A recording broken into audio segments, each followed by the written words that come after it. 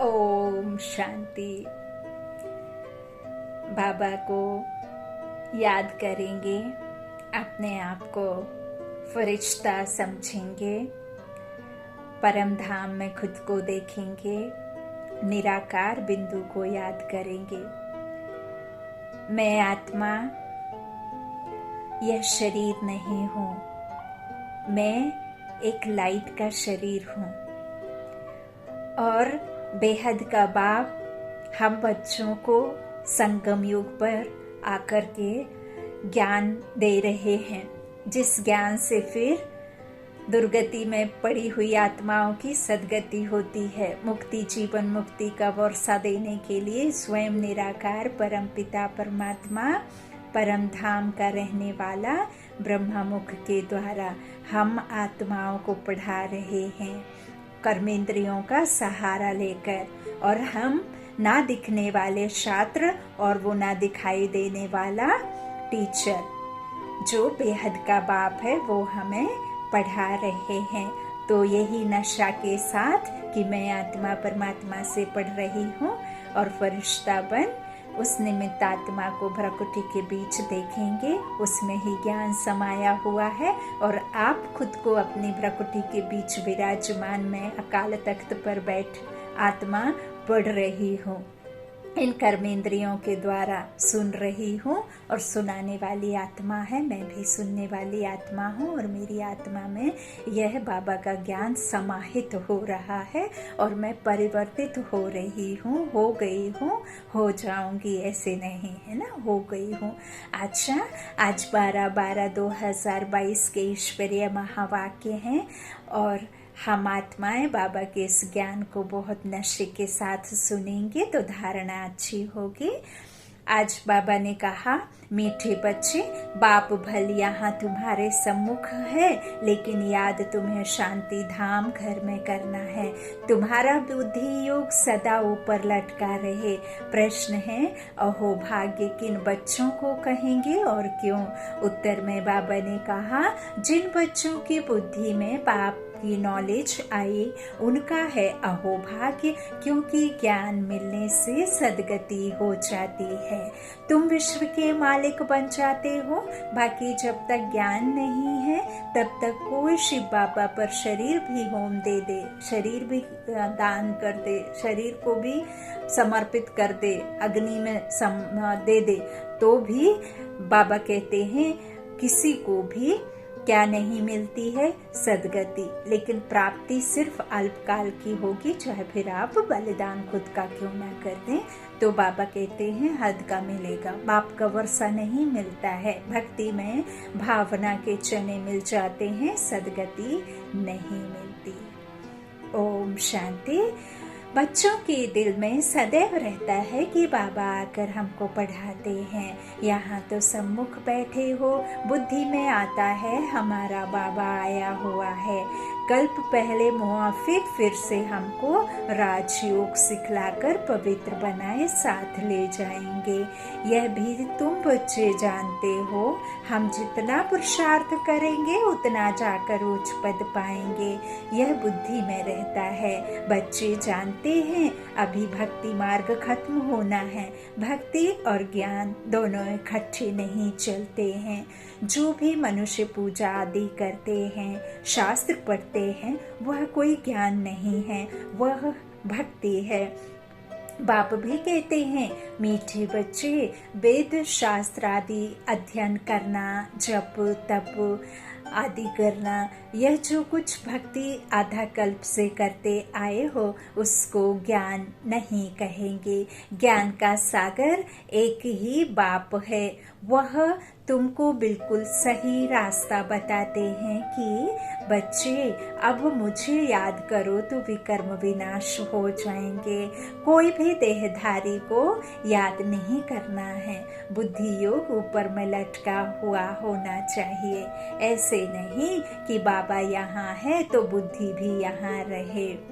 भल बाबा यहाँ है तो भी तुमको बुद्धि योग वहाँ शांति धाम में लगाना है, परम धाम में लगाना है। ज्ञान है ही एक सेकंड का, जैसे ही बाबा कहा और परम धाम में बुद्धि चली जाए, वो निराकारी दुनिया में रहने के वाले परमात्मा के घर में, जहाँ से हम आत्माएं पाठ बजाने आई हैं, जो हमारा असली घर है, जहाँ जाकर के सिर्फ और सिर्फ शांति है।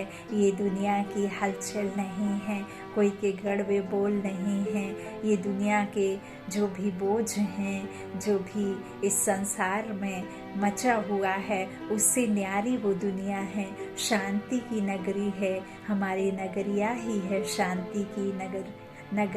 तो इस तरह से अपने अपने कक्ष में सभी आत्माएं बैठी हुई हैं, ना किसी को कोई किसी तरह की हलचल, ना कोई अशांत, ना कोई दुख, ना कोई सुख। इन सब से परे है वो दुनिया। और बाप ने जैसे ही मुझ आत्मा पर नजर डाली और बाप ने इशारे से कहा, मीठे बच्चे, मैं तो हर पल तुम्हारी ही याद में रहता हूँ, आओ आओ मेरे पास आओ। और मैं आत्मा इतने सम्मुख जाकर के बाप के पास पहुँच जाती हूँ, घंटों बाबा के पास रहती हूँ। बाबा प्यार से मुझे सहलाते हैं, सर पर हाथ घुमाते हैं और कहते हैं, मीठे बच्चे, तुझे मैंने निमित्त बना करके ज्ञान दिया और तुम ज्ञान सुना रहे हो।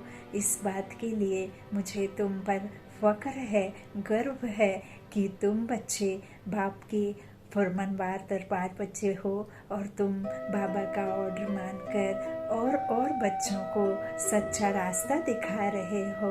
और जाओ तुम अपने उस साकार शरीर में जाकर के यह सेवा करो तो तुम्हें फल मिलेगा, तुम्हें दुआएं मिलेंगी, तुम दुखियों के दुख हारोगे, तुम प्रेम करोगे तो तुम्हें भी प्रेम मिलेगा, तुम्हारे को दुआ मिलेगी। जिस दुआ को तुम इकट्ठा कर रहे हो, उस दुआ से तुम्हारा अंतिम समय बहुत अच्छा होगा। इस तरह से मैं आत्मा बाबा से मिल कर के आती और भ्रकुटी के बीच समा जाती और बैठकर फिर सेवा करती हूँ। है ना प्यारी बातें बाबा के साथ में। अच्छा, तो बाबा कहते हैं इस तरह से ज्ञान का सागर एक ही बाप है ना, और वह तुमको सच्चा रास्ता दिखाते हैं। बुद्धि योग ऊपर की तरफ लटका हुआ होना चाहिए, ऐसे नहीं कि बाबा यहाँ है ना। बाबा कहते मैं भले यहाँ हूँ लेकिन तुम्हारा मन शांति धाम में लगना है। ज्ञान है ही 1 सेकंड का। भक्ति तो आधा कल्प चली आई है और आधा कल्प तुमको वर्षा मिलना है। भक्ति और ज्ञान दोनों इकट्ठे हो ना सके। जब रात है तब दिन नहीं और जब दिन है तब रात नहीं। तो ये से बेहद की रात और बेहद का दिन कहा है। जब सुख है तब दुख नहीं और जब दुख है तब सुख नहीं। जब सार वाली दुनिया है तब बेसार वाली दुनिया नहीं। जब निर्विकारी दुनिया है तो वहाँ विकारी कोई हो ना सके। जब मनुष्यों की दुनिया है तब देवता कोई हो ना सके। तो दिन और रात अलग अलग हैं। यह है बेहद का दिन और रात। ब्रह्मा का दिन सो बीके का दिन। जब ब्रह्मा ब्राह्मण बनेंगे तब तो फरिश्ता बन उड़ करके फिर वो क्या बनेंगे, देवता बनेंगे। बच्चे जानते हैं हम देवता बन रहे हैं। सतयुग को कहा जाता है जीवन मुक्ति धाम। यह है जीवन बंध धाम जिसे कलयुग कहा है। जीवन होते हुए भी जहाँ मुक्त अवस्था में आत्मा अपना पाठ बजाती है और जब उसका पाठ पूरा हो जाता है तो वह अपना एक तन छोड़ दूसरा बच्चे का तन ले लेती है और वह भ्यास जाता है उसे कि अब मेरी उम्र पूरी हो गई। वो बूढ़ा नहीं अनुभव करती, सिर्फ कहती है कि मेरा 150 वर्ष का समय पूरा हुआ, अब मैं दूसरा बच्चे का तन लूंगी जा करके। तो ऐसे वहाँ जीवन होते हुए भी जीवन मुक्ति धाम में रहते और यहाँ है जीवन बंध धाम। तो बाबा कहते हैं इस समय सब रावण के बंधन में है, शोक वाटिका में है। तुमको अब पता पड़ा है शोक वाटिका किसको और अशोक वाटिका किसको कहा जाता है। जब मैं आता हूँ और जब तुम सभी आत्माओं को मुक्ति जीवन मुक्ति का रास्ता दिखाता हूँ। मैं जब ज्ञान देता हूँ, निराकार राम ज्ञान आत्मा में जब बुद्धि में धारण होता तो तुमको सद्गुण आते, तुम बाप समान आप समान बनते, दैवत्व धारण करते। दैवी गुणों को जब धारण करते हो तो तुम पुण्य आत्मा बनते हो। पुण्य आत्मा बनकर फिर तुमको पावनतन मिलता है, फिर तुम इस रावण की गिरफ्त से छूट जाते हो और फिर राम के राज्य में चले जाते हो। तो उसे फिर अशोक वाटिका कहा जाता है, जहाँ सुख ही सुख है। तो भक्ति है उतरती कला का मार्ग। बाप कहते हैं अब वापस मुक्ति धाम चलना है। ऐसे कोई कह नहीं सकते कि मेरे बच्चे अब सबको मुक्ति धाम चलना है, अर्थात जीवन बंध से लिबरेट होना है। सिर्फ यही एक बेहद का बाप है जो यह बात कह सकता। फिर पहले कौन सा धर्म जीवन मुक्ति में आना है यह भी तुम बच्चे जानते हो। खेल सारा भारत पर ही है, बाकी बीच में बाय प्लॉट हैं। जो भी आप देख रहे हैं इस दुनिया में चकाचौंध, जिसे हम स्वर्ग समझ बैठते हैं, ज्ञान में नहीं थे तब हमें भी वही चकाचौंध लगती थी कि यही स्वर्ग यही नर्क है, जबकि बाबा ने स्वर्ग और नरक की हमें यथार्थ नॉलेज दी है। तो बाबा कहते हैं जो 100 सालों का है वो 100 साल का यहाँ ही सब खत्म हो जाना है। तो ये सब बाय प्लॉट हैं, अपना उनसे कोई कनेक्शन नहीं है। ज्ञान और भक्ति की बातें मनुष्य नहीं समझ सकते, उनका पाठ ही नहीं है। पाठ है ही तुम भारतवासियों का। सतयुग आदि में देवी देवता ही थे, अब कलयुग में अनेक धर्म हैं। तुम्हारा यह है लीप जन्म, कल्याणकारी जन्म। यह संगम का सुहावना युग है ना, तुम जानते हो। लौकिक बाप के भी हम हैं, फिर जीते जी पारलौकिक बाप के बने हैं। लौकिक बाप भी है और पारलौकिक बाप भी हाजिरा हुजूर है। वाह वाह वाह वाह। तुम्हारी आत्मा कहती है बाबा आप परम धाम से आए हो, हमको वापस ले जाने। बाप बच्चों से ही बात करते रहते हैं, जैसे आत्मा को इन आँखों से देख नहीं सकते वैसे परमात्मा को भी नहीं देख सकते। हाँ, दिव्य दृष्टि से साक्षात्कार हो जाता है, हो सकता है। देखते हैं कि विवेकानंद को साक्षात्कार हुआ कि राम कृष्ण की आत्मा निकल मेरे में समा गई, परंतु आत्मा समा तो नहीं सकती, बाकी आत्मा का साक्षात्कार होता है। परमात्मा का भी यथार्थ रूप बिंदी है, परंतु गाया हुआ है वह हजारों सूर्यों से भी तेजोमय है। लेकिन वो जो तेज है वो शीतल तेज है, विकारों को जलाने वाला तेज है, इस ब्रेन को वॉश करने वाला तेज है। जो हमारी बुद्धि तिरछी हुई है उस बुद्धि को सीधे बनाने का तेज है। उसमें वो गुण हैं जो हमारे अवगुणों को खत्म करते हैं। उसकी याद में वो खरा सोना बन जाती है। तो परमात्मा अलग वह साक्षात्कार ना कराए तो कोई का विश्वास ना बैठे। बिंदी रूप के साक्षात्कार से कोई समझ ना सके, क्योंकि उनको कोई जानते ही नहीं। यह नई बात बाबा ही बतलाते हैं। परमात्मा बड़ी चीज तो हो ना सके, वह अति सूक्ष्म से सूक्ष्म है। इवन आप कहें तो गलत नहीं होगा कि हम आत्माओं से भी सूक्ष्म हैं बाप। हम आत्माएं जन्म मरण में आते हैं, फिर भी देखो हम 84 के ड्रामा में आकर के एक आत्मा 84 का चक्र लगाती है, तो कितनी ना शक्तिशाली आत्मा है। तो वो परमात्मा तो इस दुर्गति से न्यारा है, जन्म मरण से न्यारा है। तो उसमें कितनी ना शक्ति होगी, कितनी ना पवित्रता होगी, कितनी ना प्योरिटी होगी। वो है ही एवर प्योर, परम धाम का निवासी, परे ते परे रहने वाला परमानंद ज्ञान का सागर। वाह वाह वाह वाह। तो बाबा कहते हैं वह अति सूक्ष्म से सूक्ष्म है, उनसे सूक्ष्म कुछ भी है नहीं। यह भी तुम बच्चों की बुद्धि में है कि आत्मा और परमात्मा जो बिंदी रूप है उसमें सारा पार्ट नुंधा हुआ है। आत्मा में 84 जन्मों का अपना अपना पार्ट नुंधा हुआ है। कितनी विचित्र बात है, बाप बिगर कोई समझा न सके। यह बातें तुम विलायत वालों को समझाओ तो वंडर खाएं और तुम्हारे ऊपर कुर्बान जाएं। प्राचीन भारत का ज्ञान और योग तुम ही समझा सकते हो। पहले पहले यह समझाना है कि आत्मा परमात्मा क्या वस्तु है।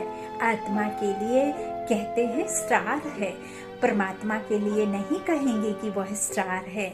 आत्मा कोई छोटी बड़ी नहीं होती है, वह है ही एक बिंदी, और जो एक शरीर छोड़ दूसरे शरीर में प्रवेश करती है।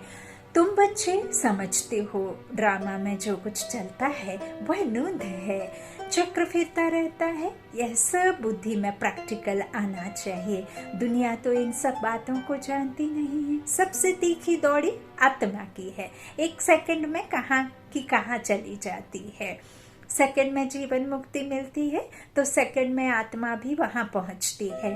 आत्मा कहती है मेरे से तीखा और कुछ है नहीं, मेरे से छोटा और कोई है नहीं, मेरे से शक्तिशाली कोई और है नहीं। छोटी सी आत्मा में सारी नॉलेज है। उनको कहा जाता है God is knowledgeful, God is peaceful, God is one, God is truth. तो ऐसा कौन सा ट्रुथ है जो गॉड जानता है और हम नहीं जानते? तो वो है ही इस मनुष्य सृष्टि का, है ना, तीनों कालों का, चारों युगों का जीवन मुक्ति दाता, है ना। आत्माओं का सत्य जानता है कि कैसे वो दैव आत्मा बनती हैं, कैसे वो पूज्य आत्मा से पुजारी आत्मा बन जाती हैं, कैसे नरक में आती हैं, कैसे अनेकानेक धर्म स्थापित होते हैं और कैसे एक धर्म में जाकर के सुखी बनते हैं। तो यह सारी नॉलेज उस नॉलेजफुल बाप के पास में है।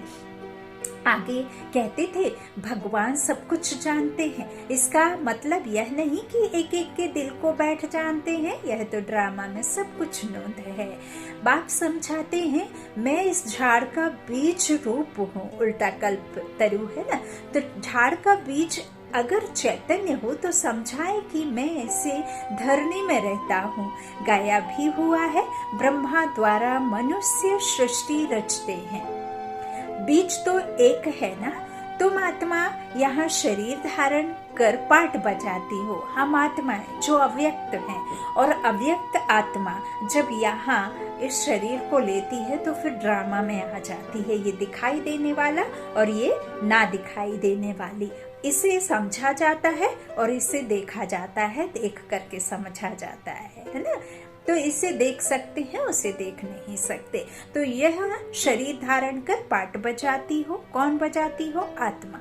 बाप कैसे आकर प्रवेश करते हैं यह तुम बच्चों को अब मालूम पड़ गया है, मालूम पड़ा है। ठीक वैसे ही जैसे हम भी तो आत्मा शरीर को माँ के गर्भ में धारण करते हैं, लेकिन वो माँ के गर्भ में नहीं आते हैं। वो कुख वंशावली नहीं है, वो मुख वंशावली है। वो यहाँ आकर के बैठते हैं, है ना। वैसे ही जैसे कोई कमजोर आत्मा अपना जब तन छोड़ती है ना, कोई भी आत्मा, बाबा ने कई बार ये क्लियर भी किया है, चलते फिरते जैसे प्रेत आत्मा किसी का तन ले लेती है। और वो प्रेत आत्मा क्यों तन ले लेती है? क्योंकि उसकी मृत्यु, कई अकाले मृत्यु होने से क्या होता है, उसके लिए कोई शरीर दूसरा मुकर्रर नहीं होता। वो कुछ एक समय तक भटकती रहती है और वो समझती है कि ये शरीर मेरा है, तो वो उसको अपना शरीर मान करके उसमें आ जाती है। लेकिन ये परम आत्मा है, ये परम शिक्षक, परम सतगुरु की जो आत्मा है ना, परमात्मा जिसे कहा है बेहद का बाप, वो प्योर है, एवर प्योर है। वो परमात्मा इनके तन का आधार लेते हैं, है ना, यहाँ आकर के बैठते हैं। फिर वो हम जीवात्माओं को क्या देते हैं? ज्ञान देते हैं, तो उनका अवतरण होता है। अच्छा, तो बाबा कहते यह तुम बच्चों को अब मालूम पड़ा है। बाप आकर नॉलेज देते हैं, सदैव बैठा नहीं रहता। बाप ने समझाया है जब झाड़ की जड़ीभूत अवस्था होती है तब ही मैं आता हूँ। अभी सहायता के लिए बहुत यज्ञ रचेंगे। यह है रुद्र ज्ञान यज्ञ। कृष्ण ज्ञान यज्ञ हो ना सके। श्री कृष्ण तो देवता थे, वह द्वापर में आ ना सके। देवता फिर क्षत्रिय, वैश्य, शूद्र बनते हैं। श्री कृष्ण देवता द्वापर में कैसे आ सकता, बताओ। रावण राज्य में देवताएं पैर नहीं रखते। तुम बच्चे जानते हो आत्मा अविनाशी है, आत्मा में ही संस्कार रहते हैं। शरीर तो खत्म हो जाता है, आत्मा में ही अच्छे बुरे संस्कार रहते हैं। अब तुम समझते हो जो भी मनुष्य मात्र हैं वह ड्रामा प्लान अनुसार चल रहे हैं। आगे यह नहीं समझते थे कि सृष्टि किस आधार पर चलती है, ईश्वर के आधार पर तो है नहीं।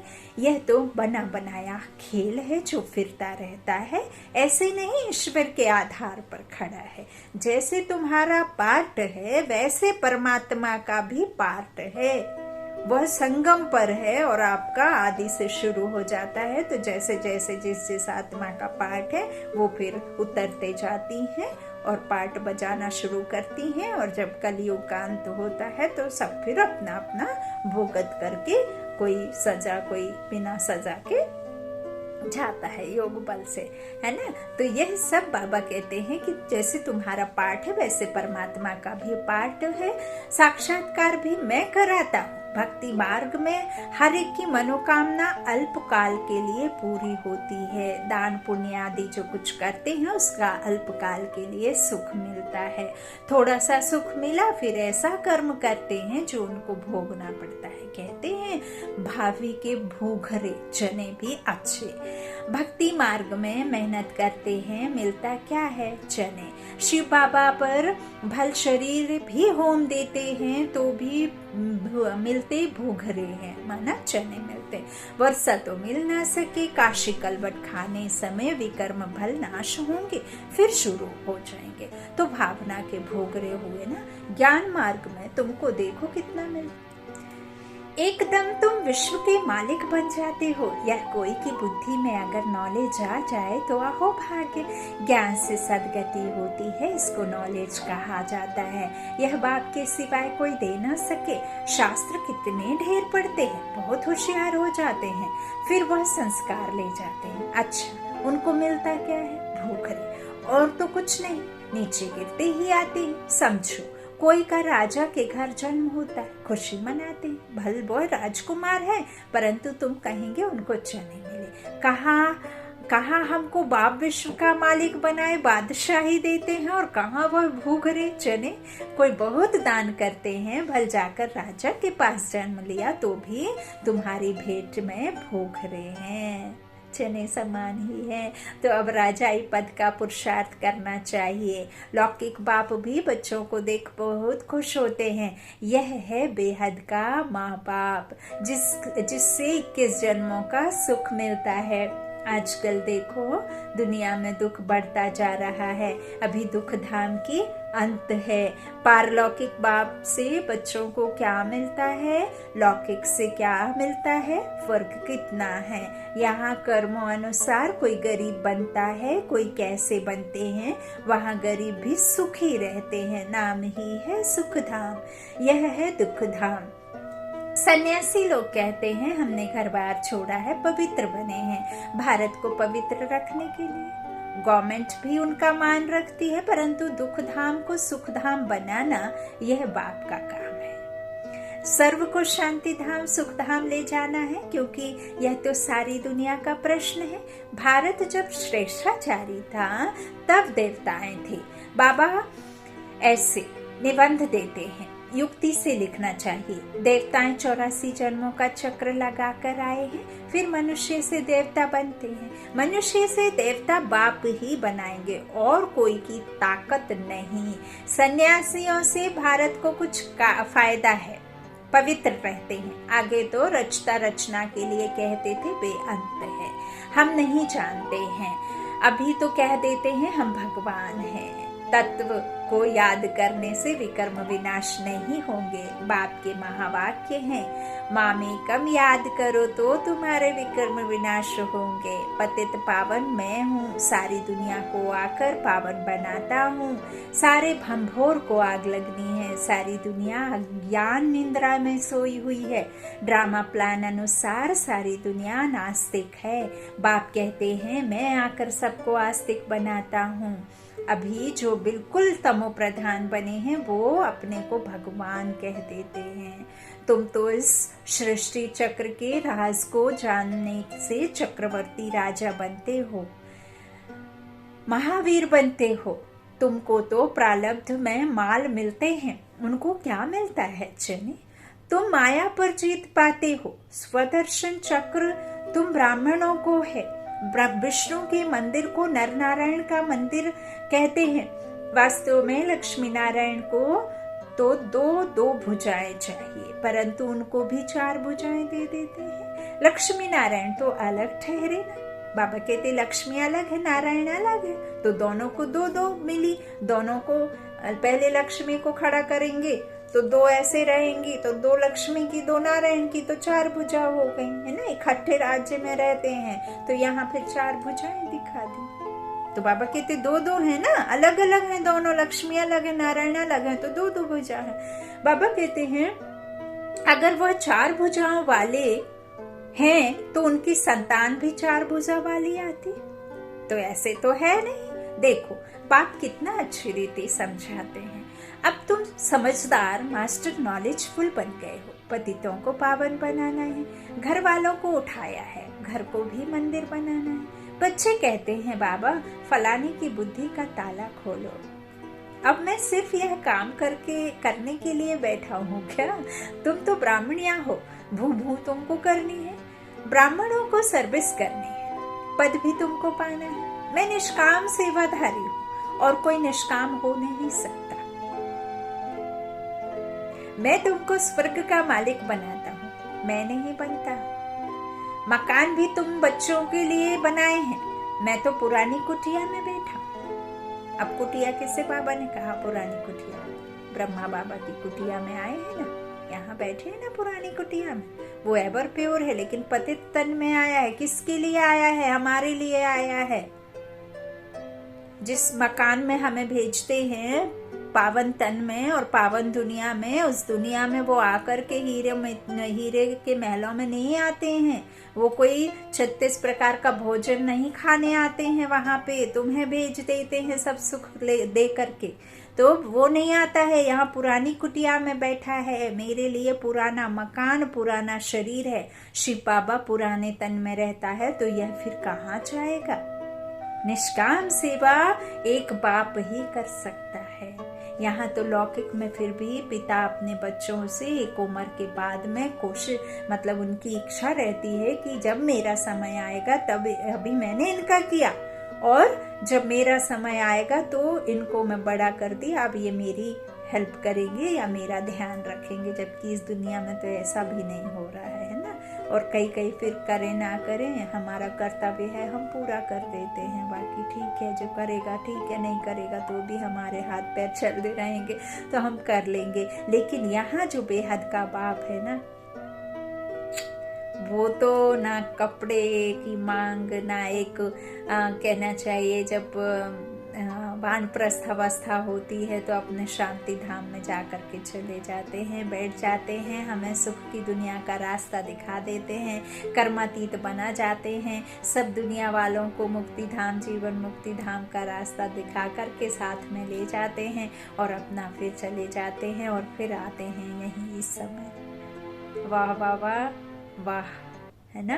तो निष्काम सेवा वही एक कर सकता है। तुम जानते हो बाबा से हम विश्व के मालिक बने का वर्षा लेते हैं तो खुशी से झोली भरनी चाहिए। देखो ज्ञान कितना ऊंचा है। भक्ति में तो क्या क्या दान पुण्य जप तप आदि करना पड़ता है। सदगति दाता तो एक बाप है। बाप ने आकर ज्ञान घृत डाला है। किस में ज्ञान घृत डाला है? आत्मा में। और आत्मा जो बिल्कुल एकदम कलाओं से एकदम लेस तो नहीं, एकदम नहीं होती है, नहीं तो फिर चली जाए ना, रह ना पाए। तो ज्ञान घृत का दिया जलाया, ज्ञान घृत डाल करके बाप ने इस बुझती हुई ज्योत को क्या किया है? सोचरे में ले गए हैं, ज्योत जलाई है। तो सतयुग में सबकी ज्योत जगी रहती है, परंतु वहां पर ज्ञान नहीं रहता है कि हम तमो प्रधान से सतो प्रधान बने हैं। वो है प्रारब्ध। नए से चक्र शुरू होता है, यह अनादि है। सूर्य निकलता है फिर जाता है, यह धरती का फेरा है। ऐसा नहीं ईश्वर फेरता है। आज मीठे मीठे सीखे लादे बच्चों प्रति माता पिता बाप दादा का याद प्यार और गुड मॉर्निंग। रूहानी बाप की रूहानी बच्चों को नमस्ते। हम रूहानी बच्चों की रूहानी माता पिता बाप दादा को याद प्यार और गुड मॉर्निंग। शुक्रिया बाबा, मीठे बाबा, प्यारे बाबा, सबका साथी सबका सहारा। धारणा के लिए मुख्य सार। पहला, बाबा ने कहा घर घर को मंदिर बनाना है, परिवार वालों को भी की भी सेवा करनी है, उच्च ज्ञान का सिमरन कर खुशी से झोली भरनी है। दूसरा, किसी भी देहधारी को याद नहीं करना है, अपना बुद्धि योग ऊपर लटकाना है, सुहावने संगम युग पर जीते जी पारलौकिक बाप का बनना है। वरदान है, यथार्थ सेवा द्वारा सेवा का प्रत्यक्ष फल खाने वाले मन बुद्धि से सदा तंदुरुस्त भव। यदि सेवा योग युक्त और यथार्थ है तो सेवा का फल खुशी, अतीन्द्रिय सुख, डबल लाइट की अनुभूति अथवा बाप के कोई न कोई गुणों की अनुभूति प्रत्यक्ष फल के बीज के रूप में जरूर होती है। और जो प्रत्यक्ष फल खाते हैं वह मन बुद्धि से सदा तंदुरुस्त रहते हैं। अगर कमजोर रहते हैं तो समझो ताजा फल प्रत्यक्ष फल नहीं खाते। प्रत्यक्ष फल सदा हेल्दी बनाता है। इसलिए आपका स्लोगन है एवर हेल्दी, एवर वेल्दी और एवर हैप्पी। क्या स्लोगन है? एवर हेल्दी, एवर वेल्दी और एवर हैप्पी।